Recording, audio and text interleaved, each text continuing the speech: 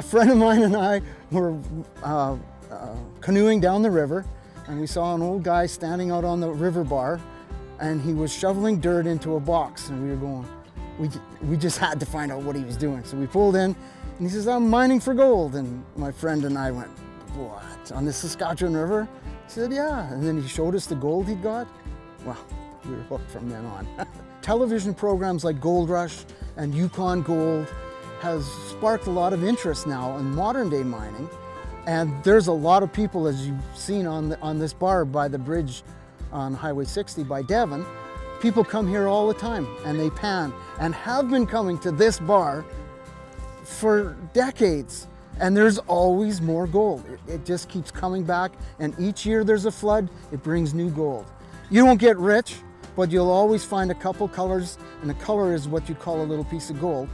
There's always between 25 and 100 colors of pan in here. And after the day of panning, you'll have enough gold that you can actually see it.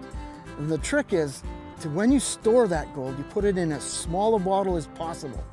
And then it doesn't look so crazy. If you put it in a mason jar, it disappears, you can't even see your gold. But if it's in a tiny little perfume bottle, then you can actually see what you've got. There's been places in Edmonton area where there was fantastic gold. A guy could dig an ounce a day, every day.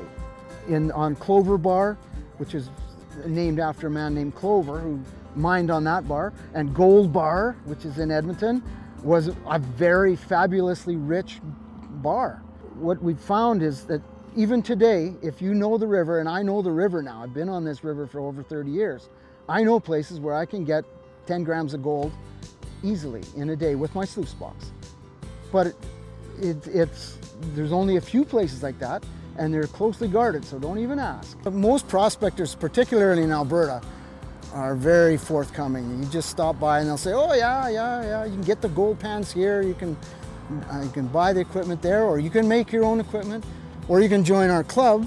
And when you join the club and you go to an outing, well, there's several different styles of sluice boxes, and we teach people how to pan within our club, and it's just a social event. We teach them not just how to do it, we explain why they're doing what we're telling them to do, and so they understand how a gold pan works, and any gold pan will work the same. If they can make the steel gold pan that we teach people in, and they can get the gold out of that, the new modern plastic pans are easy compared to them. And so they learn quite quickly and feel confident. And then they can get a pan, and there's various places in Edmonton where you can just take a gold pan and just go down and putz around and pan. There's a zen of gold panning, and it's just like fishing. Sometimes, in fact, you can get both. You can toss a line out there with a worm, put your rod here, and then do gold panning.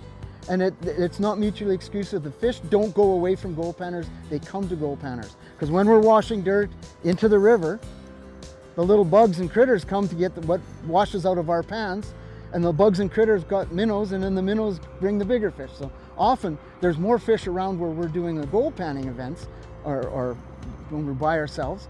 And often you're sitting by a river, especially in BC, it's beautiful countryside, it's calm, relaxing, and you find a little bit of gold at the end of the day. What could be better than that?